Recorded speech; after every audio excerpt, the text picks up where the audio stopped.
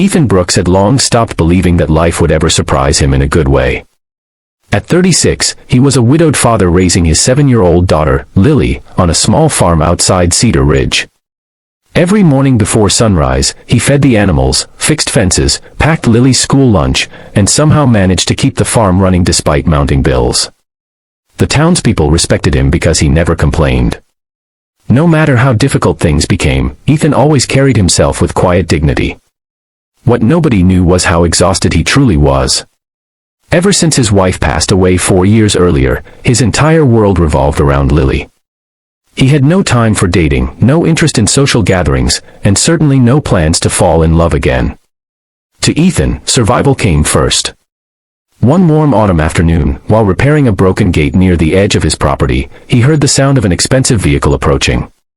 It was unusual because very few luxury cars ever drove down the dusty road leading to his farm. He looked up and watched a sleek black SUV come to a stop. The driver's door remained closed, but the rear door opened slowly. Out stepped a woman unlike anyone he had ever seen in Cedar Ridge. She wore an elegant cream-colored business suit and carried herself with the confidence of someone used to being obeyed. Her name was Victoria Hayes, CEO of Hayes Global Industries, one of the largest companies in the state. Ethan recognized her immediately from magazine covers. What confused him was why someone like her would be standing in front of his broken farm gate. Victoria walked toward him without hesitation. "Mr. Brooks," she asked. Ethan nodded. "That's me." She took a deep breath before saying something that sounded completely absurd. "My father said you needed a wife." Ethan blinked. For several seconds he wondered if he had heard correctly. Then he laughed. Not because it was funny, but because it was the most ridiculous thing anyone had ever said to him. Victoria looked slightly embarrassed. "I know how it sounds." "No," Ethan replied, still smiling. "I don't think you do." Victoria explained that her father, Richard Hayes, had grown up in Cedar Ridge decades earlier. During a recent visit, he had learned about Ethan's struggles and admired the way he was raising Lily alone. Richard often believed successful people should help others directly rather than through charities. His unusual solution was convincing Victoria to visit Ethan. The problem was that Victoria had no intention of getting married. She was focused entirely on her billion-dollar company. Richard, however, had made a deal. If she wanted full control of a major expansion project, she had to at least meet Ethan. Ethan listened patiently before shaking his head. "Your father thinks I need a wife?" Victoria nodded awkwardly.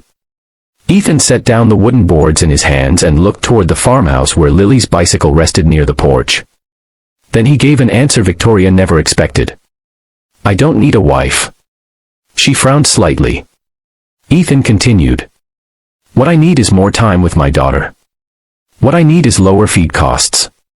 What I need is a tractor that doesn't break every month. A wife isn't some missing tool in my barn." Victoria stood speechless. Nobody had ever spoken to her that way.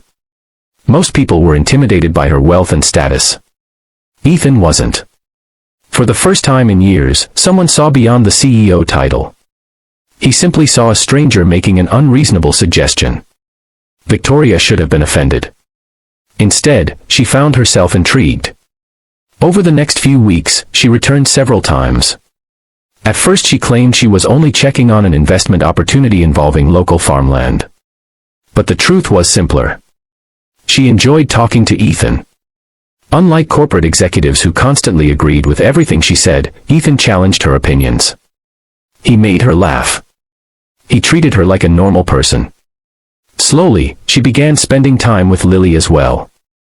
The little girl's kindness melted the walls Victoria had spent years building around herself. One afternoon Lily asked why Victoria never smiled in photographs. The innocent question stayed with her for days. As months passed, Victoria discovered something shocking. Despite having everything money could buy, she had never been truly happy. Ethan, on the other hand, possessed very little yet somehow found joy in simple moments. Watching a sunset. Helping a neighbor. Reading bedtime stories. The more time Victoria spent on the farm, the more she questioned the life she had built. Then disaster struck. A powerful storm destroyed part of Ethan's barn and wiped out much of his harvest. Insurance covered only a fraction of the damage. For the first time, Ethan considered selling the farm. When Victoria learned the news, she immediately offered financial help. Ethan refused. "I appreciate it," he said gently, "but if I can't save this place myself, it isn't really mine anymore." Victoria understood his pride, but she also understood something else. Nobody succeeds completely alone. Instead of writing a check, she used her business connections to bring new opportunities to Cedar Ridge. Local farmers gained access to better markets, transportation improved, and new jobs were created. Ethan still worked hard for every dollar, but now the community had a chance to thrive. Months later, at a town celebration marking the success of the project, Richard Hayes quietly approached Ethan.